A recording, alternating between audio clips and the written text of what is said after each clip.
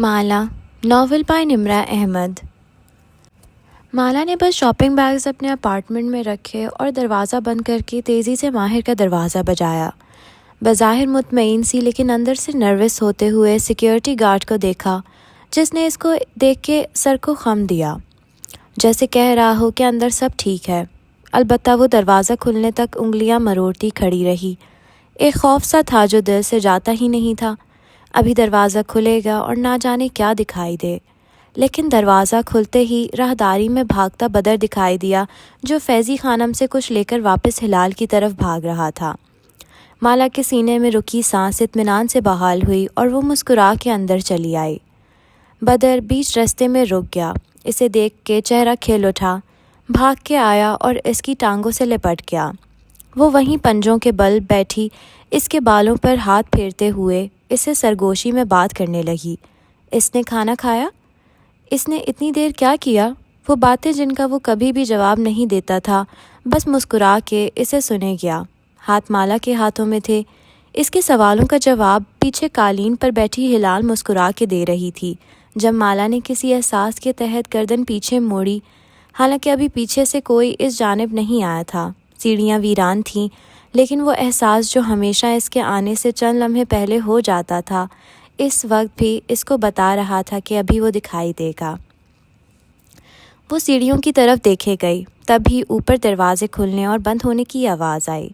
اگلے ہی لمحے سیڑھیوں کے اوپر اس کا چہرہ دکھائی دیا۔ وہ وہیں دیکھ رہی تھی، سویٹ پینٹس اور پورے آستین کی پولوں میں ملبوس گیلے بالوں والا ماہر اسے دیکھ کے مسکرا دیا۔ وہ بھی اسی انداز میں مسکرائی اور اٹھ کھڑی ہوئی۔ بدر اب اس کے گھٹنوں سے لگا ہوا تھا، یوں کہ مالا کے دونوں ہاتھ اس کے کندھوں پر تھے۔ مجھے دیر ہو گئی، امید ہے بدر نے فیضی خانم کے کاموں میں زیادہ ڈسٹرب نہیں کیا ہوگا۔ وہ جیسے شرمندہ تھی۔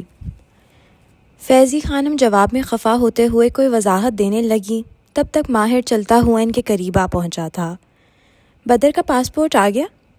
مالا اس سوال پہ چونکی، بے اختیار اس کا چہرہ دیکھا۔ اس کا انداز سرسری تھا اور وہ مالا کو نہیں دیکھ رہا تھا بلکہ بدر کی طرف متوجہ تھا۔ چہرے پر مسکراہٹ برقرار تھی۔ ابھی تک نہیں آیا، وہ تھوک نگل کے جبراً مسکرائی۔ دل نے ایک دھڑکن مس کی، کہیں اسے معلوم تو نہیں ہو گیا کہ بدر کا ٹریول ڈاکیومنٹ پہلے سے ہی اس کے پاس موجود تھا۔ وہ کیا سوچے گا کہ وہ یہاں سے کیوں نہیں جا رہی؟ لیکن وہ کیسے جا سکتی تھی؟ اس روز پولیس اسٹیشن کے باہر ماہر نے اپنی بات ادھوری چھوڑی تھی اور اسے مکمل نہیں کیا تھا، اور جب تک وہ یہ گفتگو مکمل نہ کر لیتے وہ کیسے کہیں جا سکتی تھی؟ اسے ماہر کی طرح چیزوں کو ادھورا نہیں چھوڑنا تھا۔ کوئی بات نہیں، آ جائے گا۔ ماہر نے واپس اس کو دیکھا۔ وہ اسی مطمئن انداز میں مسکرا رہا تھا۔ شاید اسے کچھ معلوم نہیں تھا، شاید اس کا موڈ ویسے ہی اچھا تھا اور وہ بس اسے تسلی دے رہا تھا۔ یقیناً آفس میں اس کے سارے کام ٹھیک سے ہوئے ہوں گے۔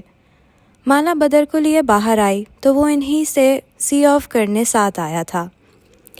وہ اپنے اپارٹمنٹ کا دروازہ کھول رہی تھی اور وہ ساتھ کھڑا تھا۔ تب اچانک سے وہ بولا، اس روز میں نے تم سے کچھ پوچھا تھا۔ کوٹ پنچ کرتی ہوئی مالا کی انگلیاں ٹھہر گئیں۔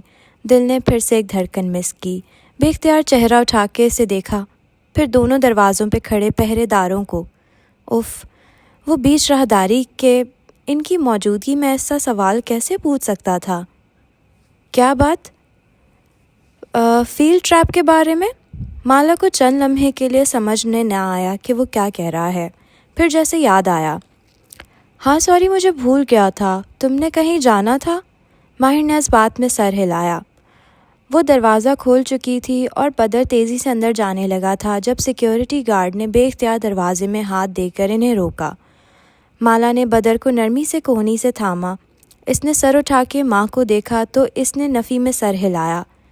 اسی اثنا میں گارڈ اندر چلا گیا۔ اس نے پہلے اپارٹمنٹ کو چیک کرنا تھا۔ میں نے بتایا تھا نا، میں نے اغوا جانا ہے ایک آرٹ پیس خریدنے کے لیے، مگر وہ عورت مجھے اتنی آسانی سے وہ آرٹ پیس دے گی نہیں۔ میں چاہ رہا تھا کہ تم میرے ساتھ چلو، شاید تم اس کو کنونس کر سکو۔ گارڈ واپس باہر آیا اور اس بات پہ سر ہلایا۔ آل کلیئر۔ مالا نے بدر کو اندر جانے دیا۔ وہ دونوں چند قدم چل کر اندر راہداری تک آئے، یہاں تک کہ لاؤنج کا منظر دکھائی دیتا تھا۔ کب جانا ہے؟ پرسوں صبح۔ مالا نے گہری سانس لے کر سر اس بات میں ہلایا۔ اوکے، میں آ جاؤں گی، لیکن ایک بے بسی بھری نظر بدر پہ ڈالی۔ وہ ٹھیک رہے گا، میرے اپارٹمنٹ میں کیمراز ہیں، تم مسلسل اس کو دیکھتی رہو گی۔ پولیس باہر موجود ہے اور گارڈز ہر وقت اندر ہوں گے، ویسے بھی آلیان دوبارہ یہ حرکت نہیں کرے گا۔ مالا پھیکا سا مسکرا دی، اس بات میں سر ہلایا۔ اوکے، اس شخص کے اس پہ اتنے احسان تھے، اگر اس کے لیے اسے کسی کو راضی کرنا تھا ایک آرٹ پیس دینے کے لیے، تو اس سے ایسا کرنے میں کوئی تعامل نہیں ہونا چاہیے تھا۔ ماہر اس کو شب بخیر کہہ کے پلٹ رہا تھا جب چونک کے رکا۔ آنکھیں بے اختیار چھوٹی ہو گئیں۔ مالا نے محسوس کیا وہ اس کے کندھے کے پیچھے کچھ دیکھ رہا تھا۔ مالا نے اس کی نگاہوں کا تعاقب میں دیکھا۔ ماہر کی نظریں کچن کاؤنٹر پہ جمی تھیں، جہاں دوپہر کے چند برتن رکھے تھے جن کو وہ جلدی میں دھو نہیں سکی تھی۔ کیا وہ اس کے سلیقے اور صفائی کو جج کر رہا تھا؟ وہ خفیف سی ہو کے کچن کی طرف آئی، مگر ماہر ابھی تک وہیں دیکھ رہا تھا۔ یہ زرد رنگ کا چمچ، یہ؟ وہ حیران ہوئی، پھر آگے آئی اور پیالے میں سے ایک نرم سلیکون کا چمچ اٹھا کے دیکھا۔ یہ بدر کا چمچ ہے، وہ اس سے ہی دہی وغیرہ کھاتا ہے۔ کیوں، کیا ہوا؟ ماہر کے تاثرات ایسے تھے جیسے چونک گیا ہو۔ اس فیروزی عمارت میں بھی ایسا ہی ایک چمچ تھا، سبز رنگ کا، جبکہ اس عمارت میں کوئی بچہ نہیں تھا۔ ماہر، مالا نے گہری سانس لے کر چمچ واپس رکھا۔ بدر واپس پہنچ چکا ہے، اور تم خود کہتے ہو کہ وہ دوبارہ اس کو اغوا کرنے والی حرکت نہیں کریں گے، اس لیے تمہیں اب اس معاملے کو چھوڑ دینا چاہیے۔ آلیان نے فیروزی عمارت کہی تھی یا پستہ، اس سے کیا فرق پڑتا ہے؟ ماہر بدقت مسکرایا اور سر ہلا دیا۔ اس کو شب بخیر کہہ کے وہ باہر نکلا اور راہداری سے اندر جانے کے بجائے لفٹ کی طرف آ گیا۔ اس کی انگلیاں تیزی سے موبائل پہ بٹن دبا رہی تھیں۔ چنگیز، تمہیں اس فیروزی عمارت والے اپارٹمنٹ کو چیک کرنا ہوگا۔ یہ شریف انسانوں کے آرام کا وقت ہوتا ہے ماہر بے۔ چنگیز کی بیزار سی آواز سنائی دی، لیکن اسے کوئی فرق نہیں پڑا تھا۔ میں آج اس کے گھر گیا تھا، وہاں ایک سلیکون کا سبز چمچ تھا جو عموماً بچے استعمال کرتے ہیں، جبکہ اس گھر میں کوئی بچہ نہیں تھا۔ تمہیں تمہارا مطلوبہ بچہ مل چکا ہے یار، وہ اغوا کار جادوگر تم سے اتنا خوف زدہ ہے کہ دوبارہ یہ حرکت نہیں کرے گا۔ پھر اب اس معاملے کے پیچھے پڑنے کا فائدہ؟ ایک دفعہ اس گھر کو چیک کرو، کچھ ہے وہاں پہ۔ آلیان نے جان بوجھ کے پہلے اس کا نام لیا تھا، شاید ان میاں بیوی کا آلیان سے کوئی تعلق ہے، اس نے بچہ پہلے انہی کے پاس رکھوایا ہوگا، ایک دفعہ چیک کرو۔ جواب میں چنگیز ناگواری سے کچھ کہہ رہا تھا، لیکن ماہر کال کاٹ چکا تھا۔ وہ چند لمحے کھڑا سوچتا رہا، پھر موبائل اسکرین روشن کی اور فون بک کھولی۔ وہ نمبر اس نے کارڈ سے اپنے فون میں اسی روز منتقل کر لیا تھا، وہ نمبر جس پہ وہ ابھی تک کال نہیں کر سکا تھا، لیکن اب اسے کرنی چاہیے تھی، اب وقت آ گیا تھا۔ وائے ماہر بے، جانتا تھا آپ کال ضرور کریں گے۔ آلیان سادان نے دوسری ہی گھنٹی پہ فون اٹھا لیا، اس کی آواز میں چہک سی تھی۔ میں تم سے ملنا چاہتا ہوں۔ کب اور کہاں؟ میں جانتا ہوں، انتظام کر رکھا ہے، اسی لائبریری میں جہاں سے آپ نے مجھے گرفتار کروایا تھا، کل شام 7 بجے، مگر اکیلے آئیے گا۔ وہ جیسے تیار تھا۔ اگلا دن ڈھل گیا اور رات اتر آئی۔ چونکہ کل ایک ورکنگ ڈے ہونا تھا، اس لیے اس اپارٹمنٹ بلڈنگ کی گہما گہمی بڑھتی رات کے ساتھ مانند پڑ رہی تھی، جیسے تمام کام کرنے والے افراد اپنے اپنے کمروں میں جا چکے ہوں، بچوں کو زبردستی سلایا جا چکا ہو، کچن صاف کر کے بتیاں گل کر دی گئی ہوں۔ ایسے میں فرید لار کے سیاہ سفید لیونگ روم کی مدھم بتیاں جلی تھیں، اور لمبے صوفے پر کمبل ٹانگوں پر ڈالے بیربل فرید سیدھا لیٹا تھا، بازوؤں کا تکیہ سر کے نیچے بنائے وہ چھت کو دیکھ رہا تھا۔ میز پر رکھا موبائل بار بار سوشل نوٹیفیکیشنز کے باعث زوں زوں کرتا۔ وہ بیزاری سے ایک نظر ڈالتا اور واپس چھت کو دیکھنے لگتا۔ سوزین کا بھی کل ورک ڈے تھا اور وہ بھی سونے جا چکی تھی، خیر خاموش تھا۔ ایسے میں دروازہ کھلنے کی آواز آئی تو بیربل چونکا، گردن اونچی کر کے دیکھا، ایک خوف سا لاحق ہوا۔ سوزی ابھی تیزی سے دھپ دھپ کرتی باہر آئے گی اور اس کے سر پہ کھڑے ہو کر کسی چیز کی شکایت کرنے لگے گی، مگر وہ سوزی نہیں تھی، وہ ماہر تھا جو اپنے کمرے سے باہر آ رہا تھا۔ تم سوئے نہیں؟ ماہر زینے اترتا نیچے آیا، اسے دیکھ کے ٹھٹک کے رکا۔ بیربل نے آنکھیں چھوٹی کر کے سر سے پیر تک اسے دیکھا۔ وہ لمبا بھورا کوٹ پہنے، گردن کے گرد مفلر لپیٹے جیسے تیار تھا۔ تم اس وقت کہاں جا رہے ہو؟ بیربل نے کلائی پر بندھی گھڑی دیکھی، وہ وقت نہیں تاریخ دیکھ رہا تھا۔ کیا کل واقعی ورکنگ ڈے تھا؟ ایک کام ہے جو دن کی روشنی میں نہیں ہو سکتا تھا، سو جاؤ۔ ایک گہری نظر اس پہ ڈالتا ماہر باہر کی جانب بڑھ گیا۔ بیربل واپس اسی پوزیشن میں لیٹ گیا۔ قدموں کی چاپ دور چلی گئی اور پھر دروازہ بند ہونے کی آواز آئی۔ فرید لار میں اب پھر سے سناٹا تھا۔ ایسے میں بیربل فرید بنا چاپ کے اٹھا اور اسی خاموشی سے اپنے کمرے کے اندر آیا۔ سوزی بیڈ پر لیٹی آنکھوں پر بازو رکھے ہوئے تھی، وہ سوتے وقت ہونٹوں پر ٹیپ لگاتی تھی۔ بیربل اس کے سرہانے کھڑا چند لمحے اسے دیکھے گیا، سائڈ ٹیبل پر رکھی نیند کی گولیوں کی ڈبی بھی دیکھی۔ اس شہر میں سوزین جیسی عورتیں اور مرد جن کا لائف اسٹائل ہائی فنکشننگ تھا، نیند لانے اور انزائٹی بھگانے کی گولیوں کو معمول میں لیتے تھے۔ پانی کا گلاس آدھا خالی تھا، یعنی اس نے نیند کی گولی لے رکھی تھی اور اب وہ سکون سے سوئے گی۔ صبح اس نے بھی کام پہ جانا تھا۔ کیا وہ واقعی لا فرم بنا رہی تھی یا وہ پیسے کہیں اور جا رہے تھے؟ بیربل کاؤچ پر بیٹھ گیا، دونوں مٹھیاں لبوں پہ جمائے وہ خاموشی سے سوتی ہوئی سوزی کو دیکھے گیا۔ پھر ایک نظر الماری کو دیکھا جس میں وہ لیپ ٹاپ بیگ رکھتی تھی۔ واپس سوزی کو دیکھا، اس کا دایاں ہاتھ بے پرواہی سے آنکھوں پر رکھا تھا، ایسے کہ انگوٹھے کی لکیروں پر کا پرنٹ صاف دکھائی دے رہا تھا۔ بیربل بے چینی سے ناخن دانتوں سے کترنے لگا، دل ایک دم زور سے دھڑکنے لگا۔ ایک نظر الماری کو دیکھا، دوسری نظر سوزی کے ڈھیلے پڑے انگوٹھے پہ ڈالی۔ ماؤتھ ٹیپنگ کے باوجود سوزی کے سانس کی آواز ہلکے ہلکے خراٹوں کی صورت میں ابھر رہی تھی، وہ گہری نیند میں تھی۔ بیربل فرید نے بہت سا تھوک نگلا اور اٹھ کھڑا ہوا، اس کے ہاتھوں میں معمولی سی لرزش تھی۔ لائبریری اس وقت بند ہو چکی تھی جب ماہر وہاں پہنچا۔ اس کو پہلے سے اندازہ تھا کہ اس وقت لائبریری کھلی نہیں ہوگی، لیکن وہ جانتا تھا کہ آلیان کے پاس کوئی پلان بی ہوگا۔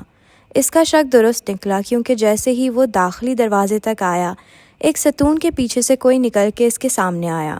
وہ چونک کے اس جانب گھوما۔ وہ ایک کم عمر لڑکا تھا جس نے ایک ہاتھ میں نیلی آنکھ والے چند سووینئرز پکڑے تھے جنہیں شاید وہ بیچ رہا تھا، اور دوسرے ہاتھ میں ایک پرچی تھی۔ خاموشی سے ماہر کو دیکھتے ہوئے پرچیز کی ہتھیلی میں ٹھونسی اور آگے بڑھ گیا۔ ماہر نے مڑی تڑی پرچی کھولی، اس کے اوپر ایک پتہ درج تھا۔ وہ تلخی سے مسکرایا، سانس دھوئیں کی صورت خارج ہوا۔ وہ لائبریری سے چند بلاکس دور بوسفورس کے پانی کے قریب ایک فش ریسٹورانٹ کا پتہ تھا۔ اسے گاڑی میں بیٹھنے کی ضرورت نہ تھی، بس چند منٹ کی واک سے ہی وہ یہاں پہنچ گیا تھا۔ آلیان اسے دور سے ہی دکھائی دے دیا۔ ساحل پہ لکڑی کی میزیں اور بینچ رکھے تھے۔ اس سے ملتی جلتی جگہ پر ایک دفعہ اس نے اور مالا نے سرخ عمارت سے واپسی پہ کھانا کھایا تھا، جو ایک میشلن اسٹار ریسٹورانٹ سے کہیں بہتر تھا۔ آج کے کھانے کے بارے میں وہ ایسا کچھ نہیں کہہ سکتا تھا۔ ایسے ایک بینچ پہ آلیان بیٹھا تھا، اوور سائز وول کوٹ پہنے، سنہرے بالوں کو بینی سے ڈھانکے۔ وہ فرینچ فرائز کھا رہا تھا۔ اسے دیکھتے ہی مسکرا کے ہاتھ ہلایا، منہ بھرا ہوا تھا۔ ماہر فرید بنا مسکرائے ریت پر بوٹس کے ساتھ چلتا لکڑی کے بینچ تک آیا۔ ایک تنقیدی نگاہ آلیان کے سامنے رکھی ٹرے پہ ڈالی جس میں بھنی ہوئی مچھلی کے ساتھ بہت سے فنگر چپس رکھے تھے۔ واپس آلیان کا چہرہ دیکھا۔ چیٹ ڈے، آلیان نے مسکرا کے ایک آنکھ دبائی، پھر ٹشو سے ہاتھ پر لگی چکنائی صاف کی اور مسافے کے لیے بڑھا۔ ماہر سیدھا کھڑا رہا۔ میں جادوگروں سے ہاتھ نہیں ملاتا، لیکن میں گردہ چوری کرنے والوں سے ہاتھ ملا سکتا ہوں۔ بیٹھیے ماہر بے۔ اپنا ہاتھ واپس کھینچ کے سامنے اشارہ کیا۔ ماہر فرید ایک پرتپش مگر خاموش نگاہ اس پہ ڈال کے سامنے بیٹھ گیا۔ کچھ پوچھنے آیا ہوں تم سے۔ وہ دونوں اب آمنے سامنے لکڑی کے بینچ پر بیٹھے تھے اور درمیان میں ایک میز تھی۔ اوپر پورا چاند چمک رہا تھا جس نے لہروں کو بے چین کر رکھا تھا، اور وہ بار بار پتھروں کے کناروں سے سر پٹکتی پیچھے ہٹ جاتی تھیں۔ بھنی مچھلی اور نمکین پانی کی خوشبو جیسے اس کے ناک میں گھس رہی تھی۔ ماہر نے اسی سنجیدگی سے آلیان کو دیکھے گیا جو چہرہ جھکائے مچھلی کا آخری ٹکڑا کھا رہا تھا۔ تمہیں ہلال سے کیا چاہیے؟ لقمہ چباتے ہوئے آلیان نے چونک کے چہرہ اٹھایا، آنکھوں میں تعجب ابھرا۔ آپ ہلال کے بارے میں بات کرنے آئے ہیں؟ میں بہت سی باتیں کرنے آیا ہوں، اور ان میں سے پہلی بات یہ ہے کہ تم ہلال سے دور رہو گے۔ ماہر بے، اس نے مسکرا کے ٹشو سے ہونٹ تھپ تھپائے اور قدرے پیچھے ہو کے بیٹھا۔ اب کے جیسے فرصت سے ماہر کا چہرہ دیکھا۔ آپ مجھے کیا سمجھتے ہیں؟ Part magician, part scammer. جواب میں آلیان بے اختیار ہنس دیا۔ اس کی ہنسی کبیرہ بیگم جیسی تھی۔ میں ایک انٹرپرینیور ہوں ماہر بے، آپ کی طرح۔ جو کرتا ہوں پیسے کے لیے کرتا ہوں۔ میرے جیسے لوگ اگر اس دنیا میں نہ ہوں تو آپ جیسے لوگ کیا کریں گے؟ آپ کی زندگیاں تو بہت آسان ہو جائیں گی۔ یہ جو تسبیح آپ ہاتھ میں لے کر گھومتے ہیں، اس نے ابرو سے ماہر کے اس ہاتھ کی جانب اشارہ کیا جو کوٹ کی جیب میں تھا۔ آپ کو اس کی اہمیت ہماری وجہ سے معلوم ہوئی ہے۔ ہمارا آپ کے اوپر احسان ہے۔ یعنی تمہارے تمام اعمال کی جسٹیفیکیشن تمہارے پاس موجود ہے۔ Very interesting. آلیان نے مسکرا کے ماہر کی آنکھوں میں دیکھتے ہوئے ڈائٹ سوڈا کا کین ہونٹوں سے لگایا۔ وہ دونوں ایک لمحے کے لیے بھی ایک دوسرے سے نگاہ نہیں ہٹا رہے تھے۔ میں اور آپ زیادہ مختلف نہیں ہیں۔ میری طرح آپ بھی اپنی غلطی نہیں مانتے، اور آپ کا تجسس آپ کو آج ایک جادوگر کی چوکھٹ پر لے ہی آیا ہے۔ چند لمحے خاموشی سے گزر گئے، صرف لہروں کا شور تھا اور دور کسی فیری کی آواز۔ تم نے پہلے فیروزی عمارت کیوں کہا تھا؟ اللہ اللہ ماہر بے، آلیان نے جیسے افسوس سے سر دائیں بائیں ہلایا۔ آپ کی انا اتنی بلند کیوں ہے کہ آپ اپنی سماعت کی غلطی نہیں تسلیم کر سکتے؟ جس چیز کے پیچھے آپ اتنے دن سے پڑے ہیں وہ کچھ نہیں ہے سوائے غلط فہمی کے۔ میں جانتا ہوں میں نے کیا سنا تھا۔ میں نے فسٹیک کہا تھا، آپ فیروزی سمجھے۔ قصور آپ کا ہے، لیکن آپ کی ایگو آپ کو یہ تسلیم نہیں کرنے دے رہی، ورنہ آپ جانتے ہیں نا اوکامز ریزر۔ درست جواب وہی ہوتا ہے جو سب سے سادہ ہو، اور سب سے سادہ جواب یہ ہے کہ مجھے سننے میں غلطی ہوئی، رائٹ؟ آلیان نے مسکرا کے اس بات میں سر کو خم دیا۔ میں آپ کو غلط عمارت کیوں بتاؤں گا جبکہ میرا گردہ داؤ پہ لگا ہوا تھا؟ یہی پوچھنے آیا ہوں کہ جب تمہاری سب سے قیمتی چیز داؤ پہ لگی تھی تو تم نے مجھے غلط بتانے کا رسک کیوں لیا؟ میں نے غلط نہیں بتایا، آپ نے غلط سنا تھا، سمپل۔ اس نے سوڈا کین ہونٹوں سے لگایا، سڑ سڑ کر کے 2 گھونٹ بھرے، پھر کین نیچے کیا۔ چند قطرے ہونٹوں پر لگے جنہیں ہتھیلی کی پشت سے پونچھ لیا۔ اس دوران ایک لمحے کے لیے بھی اس نے ماہر کی آنکھوں سے آنکھیں نہیں ہٹائی تھیں۔ تم نے بدر کو کیوں اغوا کیا تھا؟ وہ آنکھوں میں شک اور تفتیش لیے اس نوجوان جادوگر کو دیکھ رہا تھا۔ کیا آپ مجھ سے ایسے سوال پوچھنے آئے ہیں جن کے جواب میں پہلے ہی دے چکا ہوں؟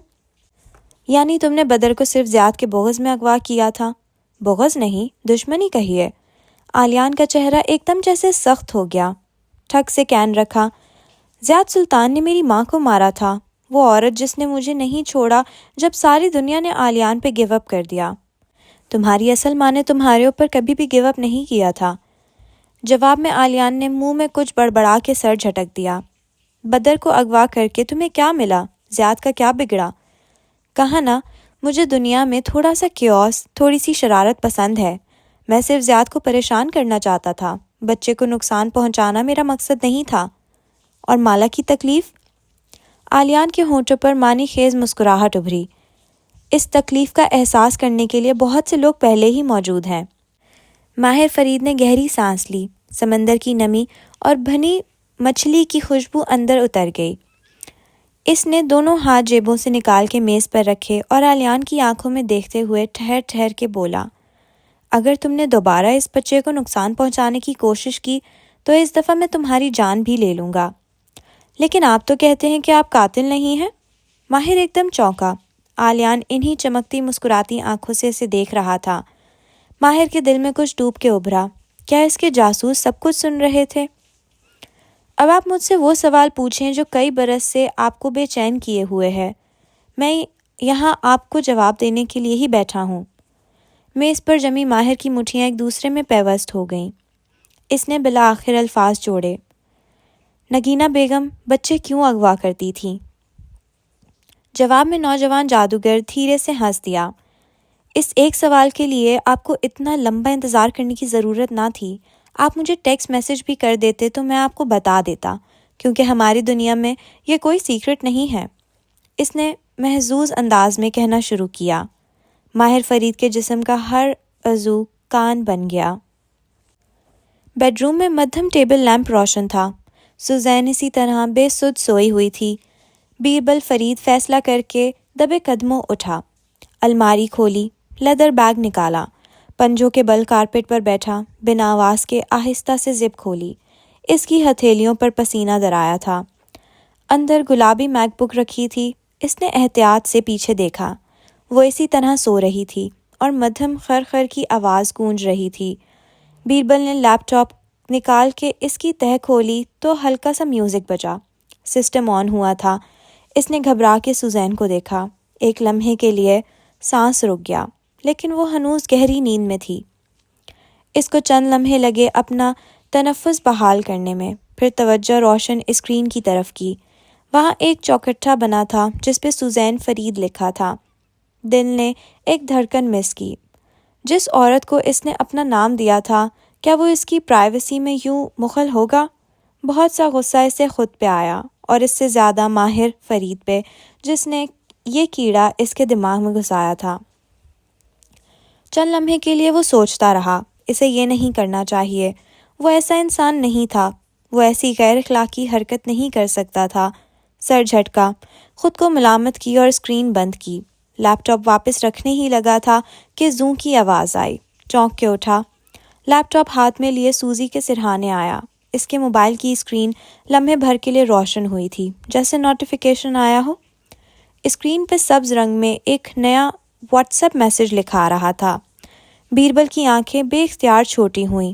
وہ اس کی بیوی تھی۔ اتنا تو وہ جانتا تھا کہ اس کی لاکڈ اسکرین پہ بھی میسیجز کا پریویو آیا کرتا تھا۔ سو اگر صرف 1 نیو نوٹیفیکیشن لکھا آ رہا تھا تو اس کا ایک ہی مطلب تھا، یہ کسی لاکڈ چیٹ کی نوٹیفیکیشن تھی۔ یعنی سوزین اپنے واٹس ایپ میں کچھ چیٹس لاگ بھی رکھتی تھی۔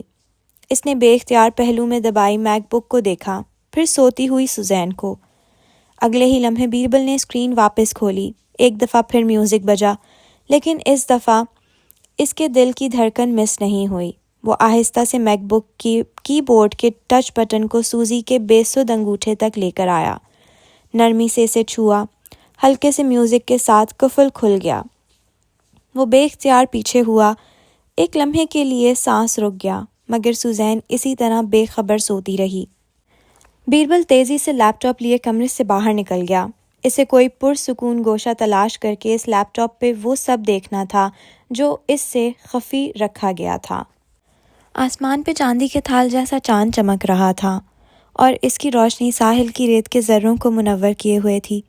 ایسے میں وہ دو انسان آمنے سامنے لکڑی کے بینچ پر بیٹھے ایک دوسرے کو دیکھ رہے تھے۔ ہماری دنیا میں یہ کوئی سیکرٹ نہیں ہے۔ آلیان کی چمکتی آنکھوں میں محظوظ ہونے کا تاثر تھا۔ کیا گارنٹی ہے کہ جو تم مجھے بتاؤ گے وہ سچ ہوگا؟ میں بنا ضرورت کے جھوٹ نہیں بولتا، اور آپ سے جھوٹ بولنے کی مجھے ضرورت نہیں ہے۔ آپ کو تو انسانوں کی پہچان ہے ماہر بے۔ کیا آپ میرے چہرے پہ سچ اور جھوٹ کو پہچان نہیں جائیں گے؟ ماہر کچھ کہے بنا آنکھوں کی پتلیاں سکوڑے سے دیکھے گیا۔ آلیان نے گہری سانس لی اور کہنا شروع کیا۔ وہ بولتا گیا اور ماہر سنتا گیا۔ اس کے کہے ہر لفظ کے ساتھ ماہر کی آنکھوں میں بہت سے تاثرات ابھرے، تعجب، بے یقینی، الجھن، ناپسندیدگی، اور آخر میں صرف افسوس۔ کیا نگینہ سلطان نے اپنی ساری زندگی اسی ایک شے کی تلاش میں ضائع کر دی؟ آلیان نے مسکرا کے کندھے اچکائے۔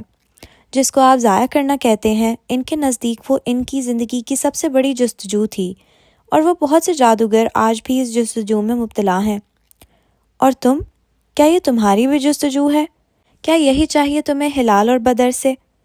آلیان دھیرے سے ہنس دیا۔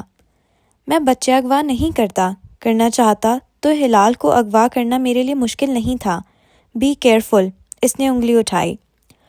آلیان نے دونوں ہاتھ مثالتی انداز میں اٹھائے۔ سوری، کہا نا میں جادوگروں کے مقاصد کے لیے بچے اغوا نہیں کرتا۔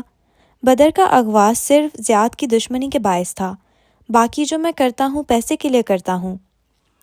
اور کیا تم نگینہ بیگم کی جستجو پہ یقین رکھتے ہو؟ عالیان جواب میں ہنس پڑا۔ نہیں، مجھے ان سے بہت محبت تھی، لیکن میں ان کی ہر بات نہیں مان سکتا۔ کہا نا، میں ایک انٹرپرینیور ہوں، لوگوں کے مسئلے حل کرتا ہوں، بدلے میں ان سے پیسے لیتا ہوں، جیسے آپ کرتے ہیں۔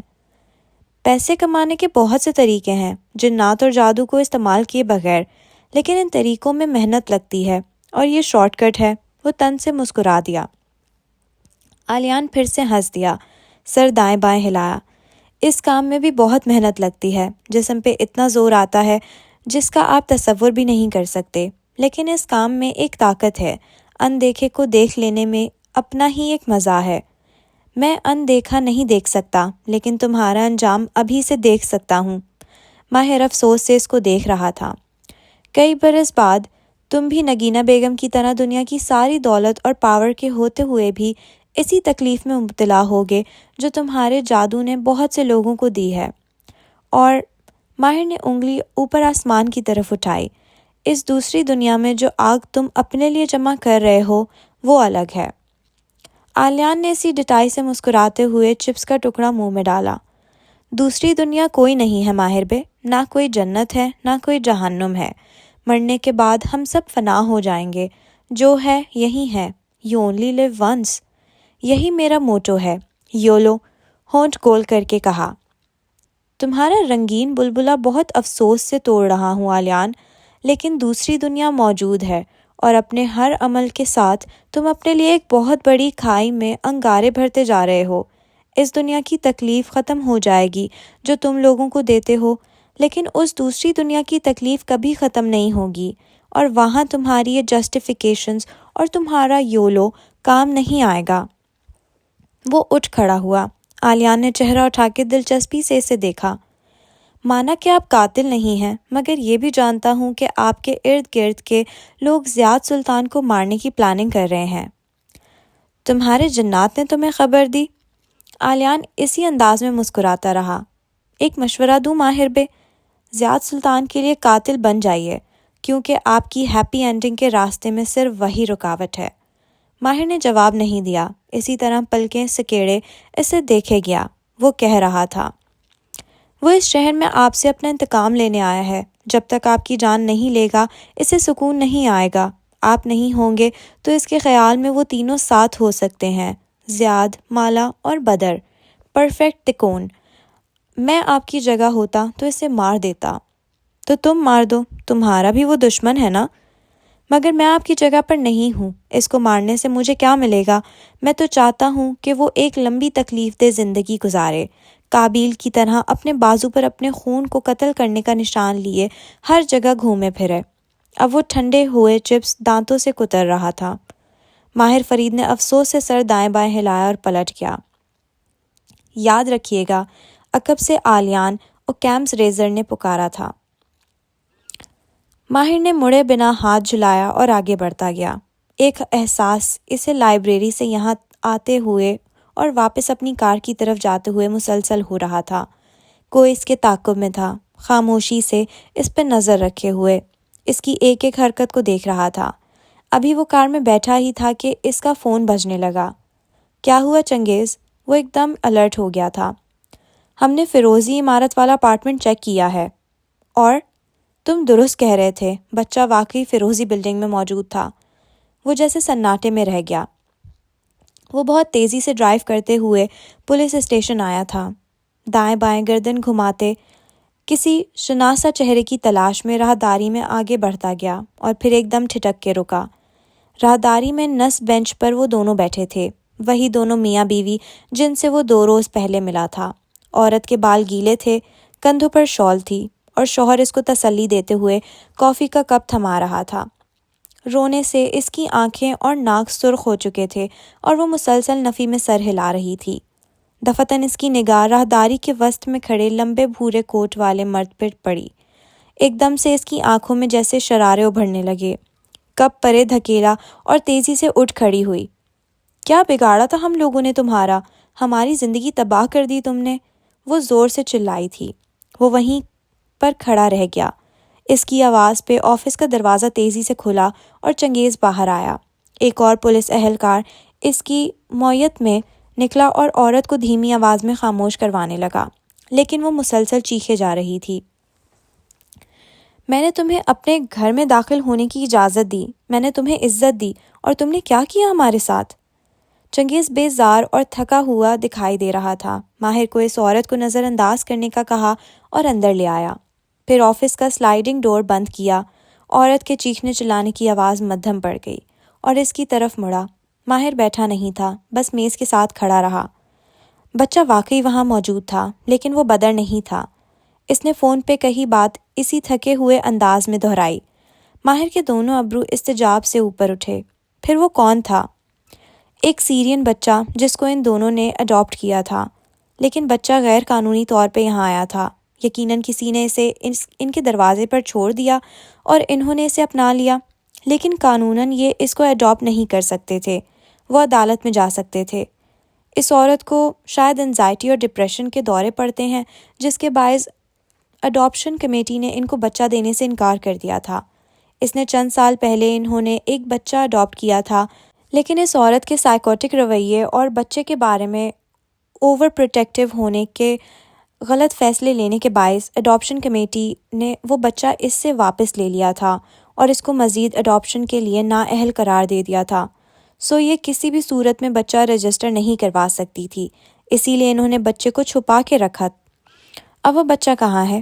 چنگیز آگے بڑھا اور سلائیڈنگ ڈور کھول دیا۔ اندر آتے ہوئے ماہر نے غور سے نہیں دیکھا تھا۔ سامنے رکھے ڈیسک کی قطار میں ایک خاتون پولیس آفیسر بیٹھی تھی، جس کے ساتھ کرسی پر ایک ننھا بچہ بیٹھا تھا۔ عمر تقریباً 3-4 سال تھی، بال گھنگھرالے اور سنہری تھے، اور وہ کندھوں پر کمبل لپیٹے ڈرا سہما ہوا تھا۔ وہ پولیس آفیسر نرمی اور پیار سے اس سے باتیں کرتے ہوئے اس کو فنگر چپس کھلا رہی تھی، جن کا رنگ آلیان کے فنگر چپس سے زیادہ زرد اور کچا کچا سا تھا۔ اب اس بچے کا کیا ہوگا؟ چنگیز اور وہ ساتھ ساتھ کھڑے تھے۔ چنگیز نے اسی تکان سے کندھے اچکائے۔ سوشل سروسز والے اس کو لے جائیں گے اور اسے کسی فاسٹر ہوم میں ڈال دیں گے۔ اب یہ بچہ کسی بھی صورت میں ان دونوں میاں بیوی کو واپس نہیں ملے گا۔ ماہر نے بے اختیار دانتوں سے ہونٹ کاٹ لیے۔ کچھ کہنے کو بچا ہی نہیں تھا۔ میں نے ایک ماں سے اس کا بچہ جدا کر دیا۔ اب کہ چنگیز اس کی جانب گھوما، اس کے کندھے پر ہاتھ رکھا۔ اس میں تمہاری غلطی نہیں ہے، ہو سکتا ہے اسی میں اس بچے کے لیے بہتری ہو، کیونکہ اس عورت کا سائیکوسس مستقبل میں بچے کو نقصان دیتا۔ شاید اس کو بہتر پیرنٹس مل جائیں۔ ماہر نے دھیرے سے نفی میں سر ہلایا۔ چنگیز نے خفگی سے ہاتھ نیچے کیا۔ ہاں، تم نے ایک ماں سے اس کا بچہ جدا کر دیا کیونکہ تمہارا تجسس تمہیں چین نہیں لینے دے رہا تھا۔ ماہر نے جواباً گلہ میز نگاہوں سے اسے دیکھا۔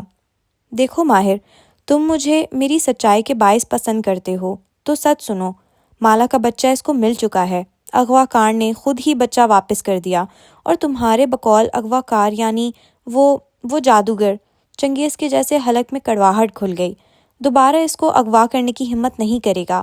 ایسے میں تمہیں اس فیروزی عمارت کا پیچھا کرنے کے بجائے اپنی زندگی پہ فوکس کرنا چاہیے، یا شاید تمہارے ذہن کو اتنی عادت ہو چکی ہے کسی نہ کسی چیز کی تلاش کی، کوئی نہ کوئی پہیلی سلجھانے کی، کہ جب ہر چیز ٹھیک ہو رہی ہے تب بھی تم سکون کا سانس نہیں لے رہے۔ تم صرف اپنی زندگی پہ توجہ دو۔ تمہارا دشمن اس شہر میں موجود ہے، اپنا خیال رکھو، مالا اور اس کے بچے کی حفاظت کرو۔ اور چنگیز ٹھہرا، ہلکا سا کھنکارا۔ ماہر نے چونک کر اسے دیکھا۔ اور ایک نئی زندگی تعمیر کرنے کا سوچو۔ ماہر فرید نے دونوں ابرو استجابیہ انداز میں اٹھائے۔ جواباً کمسار بے نے بدقت ایک تھکے ہوئے دن کے باوجود ابھرتی مسکراہٹ چھپائی۔ تمہارے خیال میں ہمیں نہیں معلوم، سب کو دکھائی دے رہا ہے، میرے تھانے کے اہلکاروں کو بھی۔ روز پوچھتے ہیں مالا اور ماہر کی کہانی میں کوئی ڈیولپمنٹ ہوئی یا نہیں۔ بہتر ہے کہ تم اور مالا اپنے مسئلے حل کرو اور نئی پہیلیوں میں مت الجھو۔ ماہر فرید خفگی سے بڑبڑا کے آگے بڑھ گیا۔ اسے واپسی کا سفر اسی راہداری میں سے گزر کے کرنا تھا۔ حسب توقع وہ عورت جسے اس کا شوہر بدقت پرسکون کرنے کی کوشش کر رہا تھا، اس کے باہر نکلتے ہی ایک دم سے پھر سے اٹھ گئی۔ تم نے میرے بچے کو مجھ سے جدا کر دیا، تمہیں ایک ماں کی بد دعا لگے گی، تمہیں کبھی بھی زندگی میں سکون نہیں ملے گا۔ وہ ہذیانی انداز میں زور زور سے چلا رہی تھی۔ ساتھ کھڑے پولیس اہلکار نے افسوس سے سر دائیں بائیں ہلایا اور اس کے قریب سرگوشی کی۔ اس عورت کے ساتھ اگر وہ بچہ پلتا تو نفسیاتی مریض بن جاتا۔ کوئی وجہ تھی جو اس کو اڈاپشن کمیٹی نے، لیکن وہ نہیں سن رہا تھا۔ وہ ترحم سے اس عورت کو روتے چلاتے ہوئے دیکھ رہا تھا۔ چنگیز درست کہتا تھا، وہ بچے تلاش کرنے والا تھا، وہ بچے ان کی ماں سے چھیننے والا انسان نہیں تھا۔ اس کے بلا وجہ کے تجسس نے ایک پرفیکٹ تکون کو خراب کر دیا تھا۔ ماہر نے سر جھٹکا، اسے اپنی زندگی پہ فوکس کرنا تھا۔ شاید علیان درست کہہ رہا تھا، اس سے سننے میں غلطی ہوئی تھی۔ وہ مزید اس پہیلی کے پیچھے نہیں پڑے گا، وہ مزید اب کسی کا نقصان نہیں کرے گا۔ فرید لال خاموش تھا جب ماہر واپس پہنچا۔ مدھم بتیاں لاؤنج میں روشن تھیں اور کمبل کارپٹ پر گرا ہوا تھا۔ شاید بیربل سونے چلا گیا تھا۔ اس نے دھیرے سے کوٹ اتار کے انٹرنس کی کیبنٹ میں لٹکایا اور اپنے کمرے کی طرف آیا۔ کمرے میں مدھم ٹیبل لیمپ چلا تھا۔ ماہر بیڈ کے کنارے پر بیٹھا، جھک کے جرابیں اتاریں اور نفاست سے ان کو کونے میں رکھی، لانڈری باسکٹ میں ڈالا۔ پھر ہائی نیک سویٹر کو نیچے سے پکڑا کہ جسے اتارنا چاہتا ہو کہ ایک دم ٹھٹک گیا۔ کہیں کسی کونے سے ایک آواز آ رہی تھی، جیسے چوہا کسی سطح کو کھرچ رہا ہو یا جیسے کوئی سرگوشی میں کچھ کہہ رہا ہو۔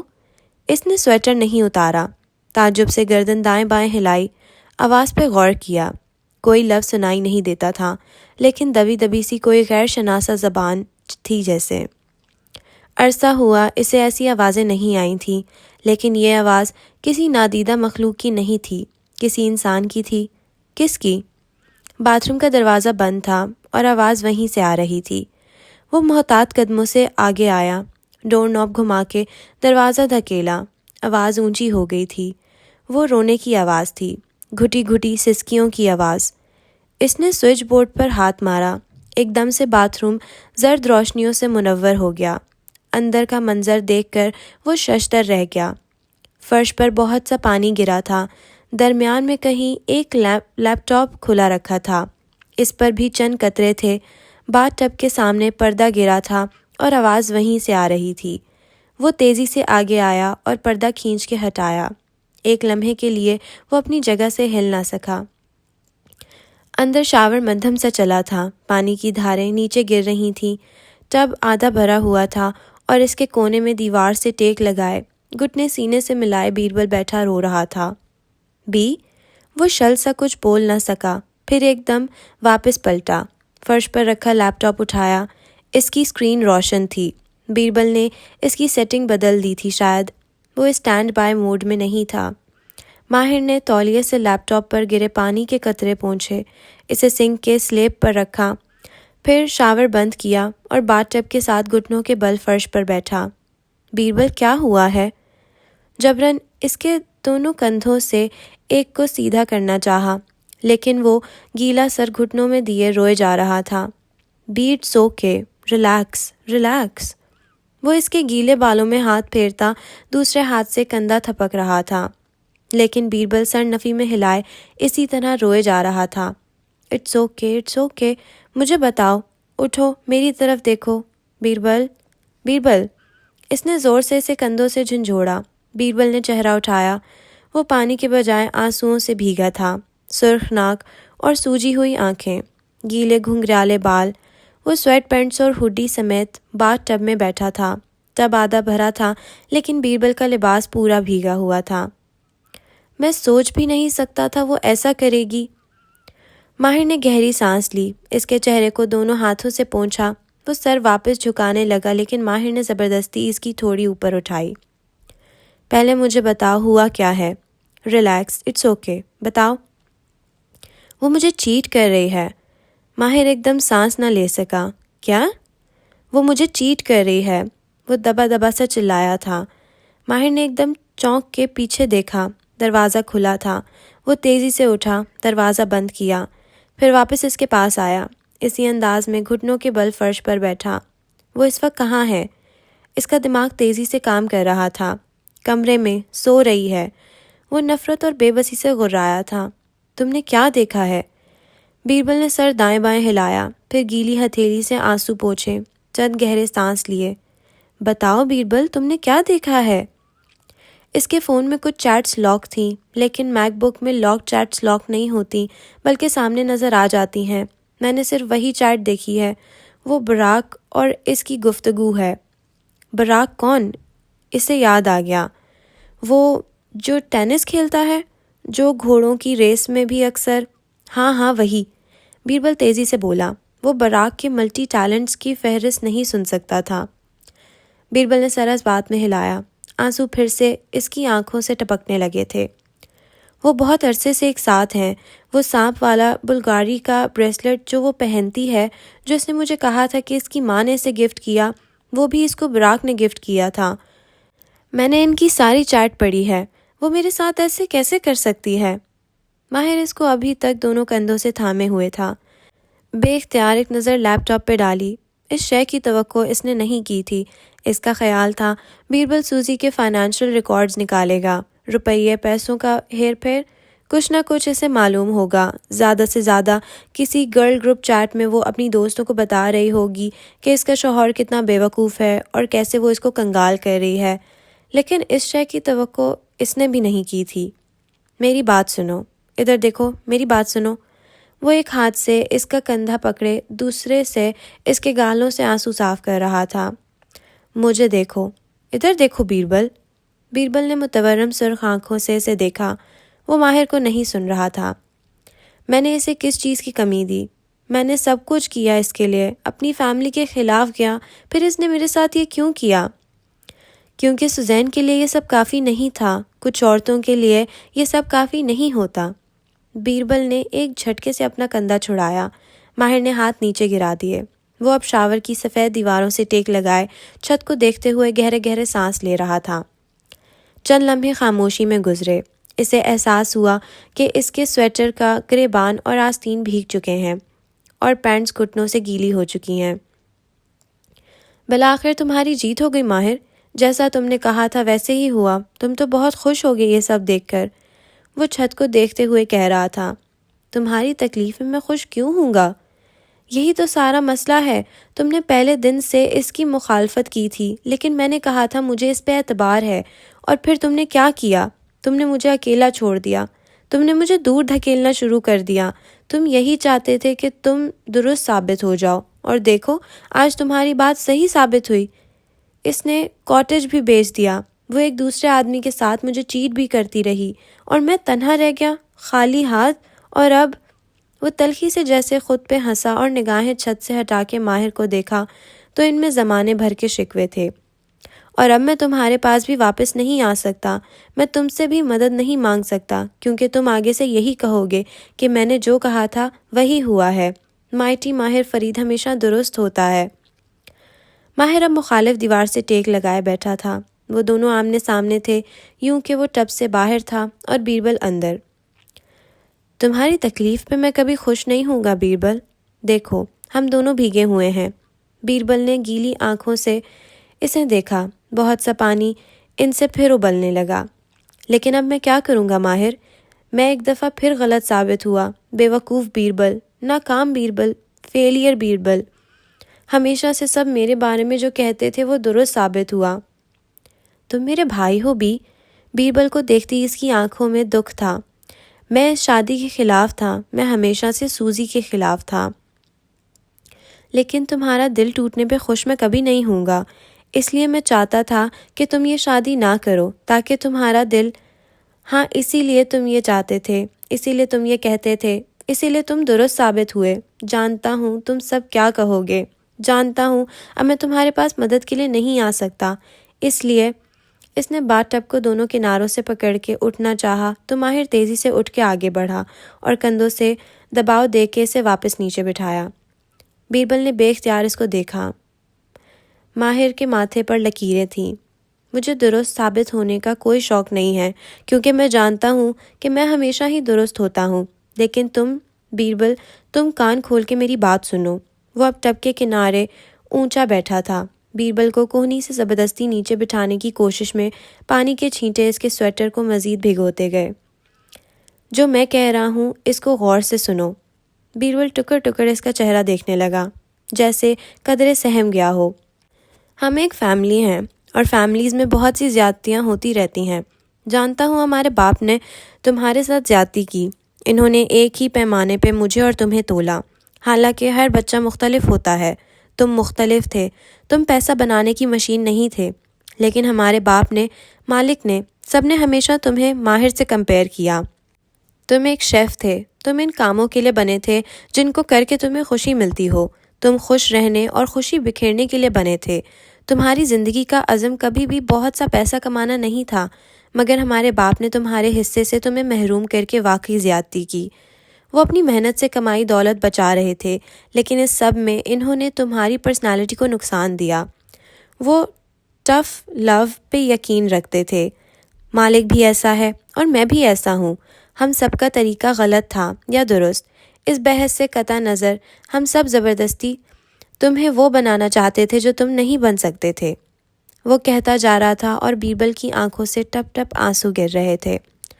ہم سب نے جو بھی کیا تمہیں اس چوٹ سے بچانے کے لیے کیا جو آج تمہیں لگی ہے، لیکن سارا مسئلہ یہی ہے بیربل کہ ہر بچے کو اس کے حصے کی چوٹ لگنی ہوتی ہے. اس لیے لوگوں کو ان کے حصے کی غلطی کرنے دینی چاہیے. اس لیے میں نے تمہیں سوزی سے الگ کرنے کی کوئی پلاننگ نہیں کی. نہ میں چاہتا تھا کہ ایسا کچھ ہو جس سے تمہارا دل ٹوٹے. میں نے تمہیں پیچھے نہیں دھکیلا. میں تم سے نفرت نہیں کرنے لگا.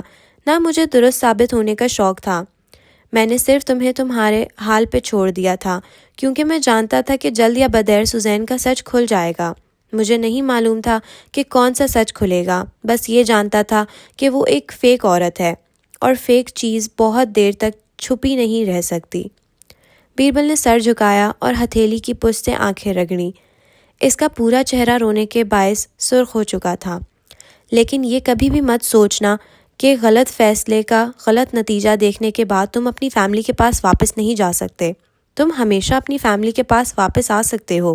ہر انسان واپس آ سکتا ہے، بھلے تم نے غلطی اکیلے کی ہو، لیکن اس غلطی کو سدھارنا ایک فیملی نے مل کے کرنا ہوتا ہے. جو غلطی تم نے کی اس کو ہم انڈو نہیں کر سکتے، لیکن ہم ڈیمیج کنٹرول کر سکتے ہیں. ادھر دیکھو میری طرف.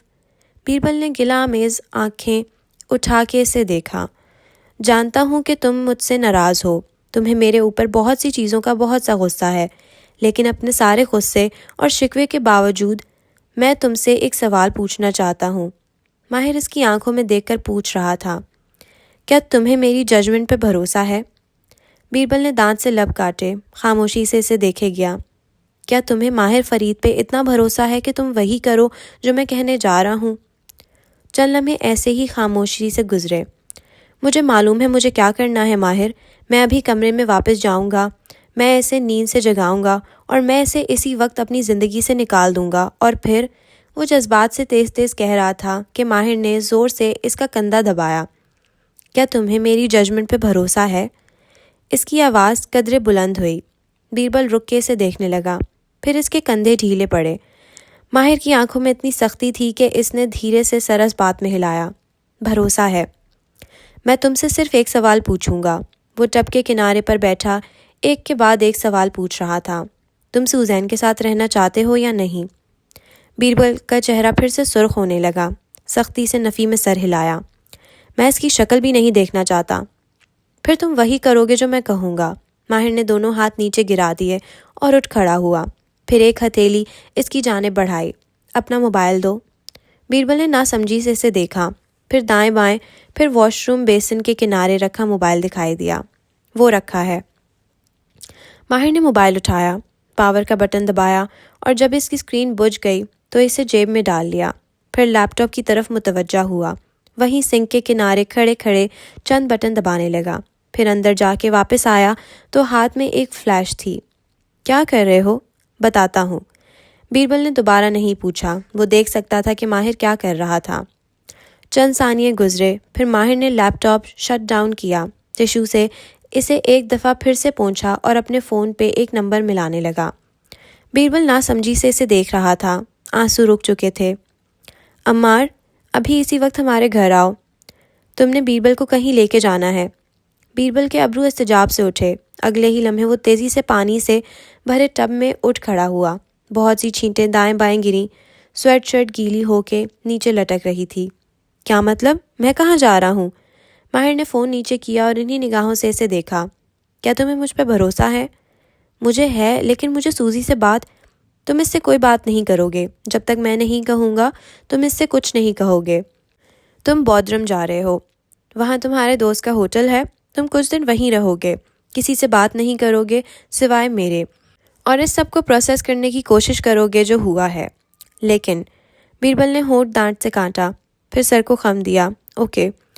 اس کے اندر جیسے مزید توانائی نہیں تھی، سر درد کر رہا تھا اور جسم جیسے نچڑ چکا تھا۔ وہ ننگے پیر باتھ ٹب سے نکلا تو پانی کی دھاریں ٹراؤزر سے گرتی ہر جگہ بہتی گئیں۔ تم اپنے کمرے میں بھی واپس نہیں جاؤ گے، فیضی خانم یہ لیپ ٹاپ واپس رکھ آئیں گی اور تم۔ وہ لیپ ٹاپ ہاتھ میں لیے باہر کمرے میں آیا، پھر اپنی وارڈروب کی طرف اشارہ کیا۔ میرے کپڑے پہنو اور امار کے آتے ہی تم اس کے ساتھ یہاں سے چلے جاؤ گے۔ تمہارے ڈاکیومنٹس فیضی خانم نکال لائیں گی۔ اب وہ فیضی خانم کو اٹھانے جا رہا تھا۔ چند منٹ بعد جب وہ لیپ ٹاپ رکھ کے سوتی ہوئی سوزین کے کمرے کا دروازہ بند کر کے واپس کمرے تک آئیں تو دیکھا بیربل سفید چہرے اور گیلے بالوں کے ساتھ صاف پینٹس اور سویٹر پہنے بیٹھا تھا۔ چہرہ بالکل سپاٹ تھا اور کمرے کے فرش پر جگہ جگہ پانی تھا جو باتھ روم سے یہاں تک آیا تھا۔ عمار باہر پہنچ چکا تھا اور ماہر اب بیربل کو ساتھ لیے راہداری کی طرف جا رہا تھا۔ وہ بار بار مڑ کے اپنے کمرے کی جانب دیکھتا، لیکن ماہر اسے کونی سے پکڑ کے باہر کی جانب لے گیا۔ تم نے اس سے کوئی بات نہیں کرنی، اب جو بات کروں گا وہ میں کروں گا۔ بیربل نے شکست خور انداز میں سر ہلایا۔ فیضی خانم دونوں کو افسوس سے جاتے دیکھتی رہیں، یہاں تک کہ وہ دروازے کے پار غائب ہو گئے۔ چند لمحوں بعد ماہر اکیلا آتا دکھائی دیا۔ اپنے کمرے کی چوکھٹ پہ کھڑے ہو کر اس نے ناپسندیدگی سے اندر گرے پانی کو دیکھا اور پھر ہاتھ کو گھما کے اشارہ کیا، پلیز۔ فیضی خانم نے سر اس بات میں ہلا دیا۔ وہ جانتی تھی کہ جب تک اس کا باتھ روم اور کمرہ مکمل طور پہ خشک نہیں ہوگا وہ دوبارہ اس میں قدم نہیں رکھے گا۔ وہ چپ چاپ صفائی کا سامان لینے اس اسٹور کی جانب بڑھ گئیں۔